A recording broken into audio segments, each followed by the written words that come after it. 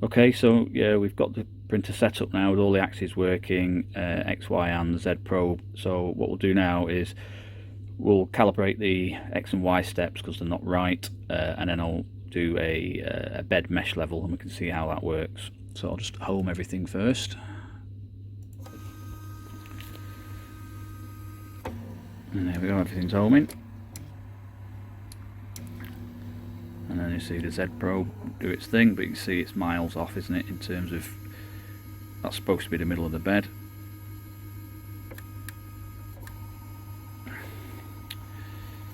Right, so what we'll do is we'll use the GUI now and just keep moving it all the way back until it hits the X-axis end stop. There we go. Alright, so the easiest way I found to do this on a Robox is use a pair of calipers. So I'll just get them set up. So I'll move the head along a little bit now. I don't know, 50 say. It's going to be a lot more than 50. And then on the calipers, that's a little bit messy, but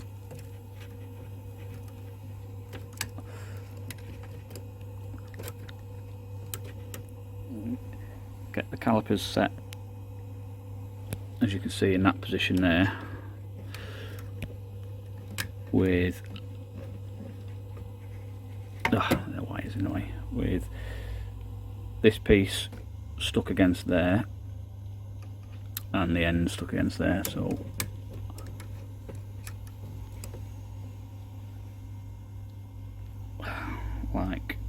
like that, and then zero the calipers, and then I'm going to ask the GUI to move it 10mm, and we'll see what happens. And I might have to put the camera down to do this. So yeah, that's now moved. I've asked it to move 10mm on the GUI, but you can see on the digital calipers it's moved 13.03. So you can use that now to calculate the new steps for X, because both axes are using the same steps, the same motors and the same belts and pulleys. It'll be the same for Y as well. So that'll be a little bit of maths. So we'll do that. Okay, so a quick bit of maths to work it out. What the new step should be. So it's basically the commanded value times by some factor X gave the actual value. The commanded value was 10 times by X, and it gave 13.03. So X is equal to, pretty simple, 13.03 over 10, which equals 1.303.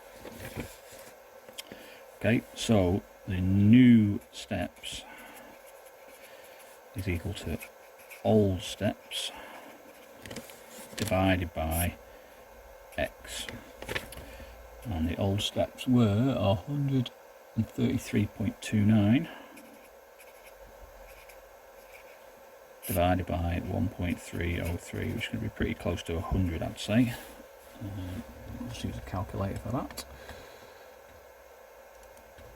So 133.29 divided by 1.303. Yeah, 102.29. 102.29. So yeah, that's the new step value. So 102.29. So if we go into the config area here, zoom in a bit. And that was the M92 command. So those 133.29s, I need to change those now to 102.29. So we'll just do that. I'm going to lean over. 102.29. I'll change the other one on the y-axis.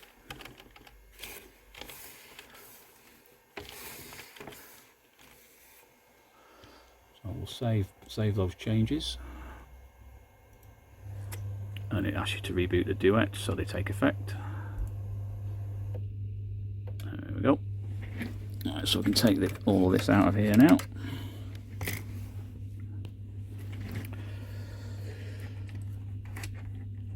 So if we do a home,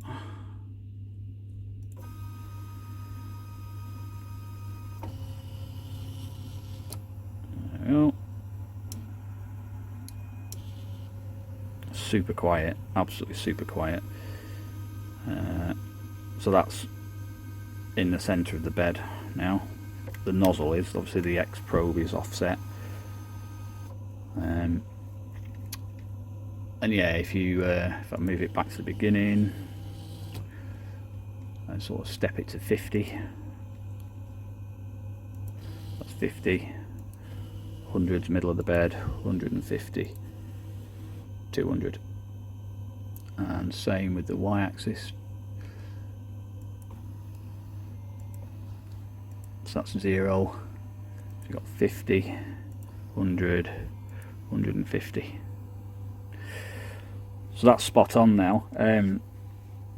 What I'd recommend you do, just to get it absolutely right there, is print what you think is going to be a 20mm test cube, then use the trusty calipers to measure exactly how big it came out, and then use that same maths again to just tweak the settings, because I'm probably quite right, but these calipers, you know, they're not actually that bad for what they are. They're pretty cheap, but they're actually not too bad. But you know, you are going to get a different reading every time, and they don't always zero properly, but they're not a million miles off. They're not like some really cheap, crappy calipers. I guess probably if you want it to be 100% right, I do have a set of these. It's a Toyos. They're absolutely amazing, but you know, for this video, that they will do. Okay, so now that we've got the axes scaled properly, we will do a bed mesh level, and I'll show you what it looks like on the GUI.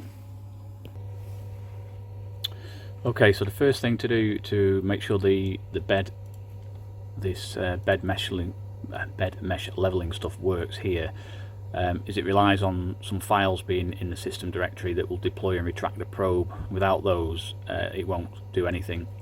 So if you go into settings, look in system editor, so we've got our config.g back. Basically every time you modify that, it stores a backup of the previous version.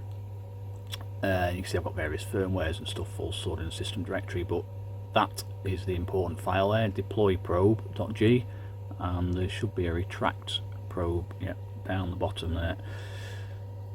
So those are only needed in here if you want to use this function here.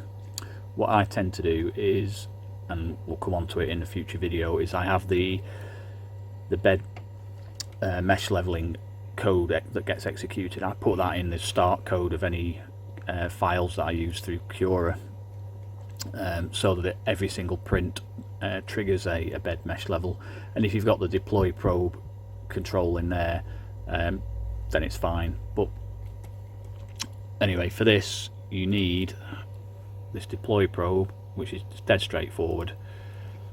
It's just a single command, which is this M280 heater 3, which isn't heater 3 anymore. It's a PWM control for the probe. S10 is the command that the probe knows to deploy it, and it's got I1 because most of these probes seem to need the logic inverted. So that's deploy probe. So you need one of those. Again, all these files will be uploaded to the Robox forum anyway soon. And retract probe. There you go. Is that one, and it's 90 is retract probe. There we go. Don't need to save any changes. So basically what we'll do here is we'll go into here. So the first thing you need to do, it's saying compensation and use its mesh because I've already done this once, but if you haven't done it and you've booted it up, it'll say none there to start with. But you need to define the area for the mesh grid compensation. So those are the values that I've used for this particular Robox. Everything's scaled correctly now. They're not the complete bed size, and that's because the probe is offset. So I've had to use these sorts of figures to get the best coverage on the bed possible. In an ideal world, you'd have the probe as, you know, as close to the nozzle on the printer as you can, but it's not always possible. So we've defined that. Okay. And then you go to run mesh bed compensation. If you try running it without a grid defined, it'll tell you that say no grid defined. So we'll run that now. And here we go. So it's moving chunks of, I think it was 42, was it? Across the bed, which should just get it right to the very edge. There we go, in X.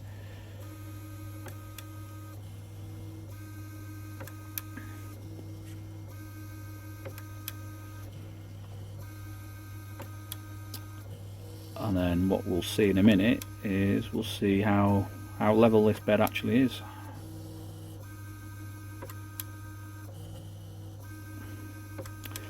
So when it's finished all its probes, it stores all the data in a CSV, so comma separated list CSV file, and it has all the probe points in there, and it will actually flash up on screen a 3D heat map, if you like, of the or mesh of the bed to show you its offsets. So nearly done now.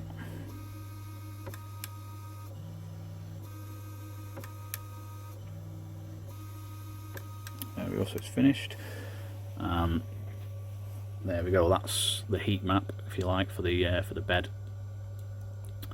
So it's actually, so that's increasing X. I've spin it this around so it's in the same orientation as the printer.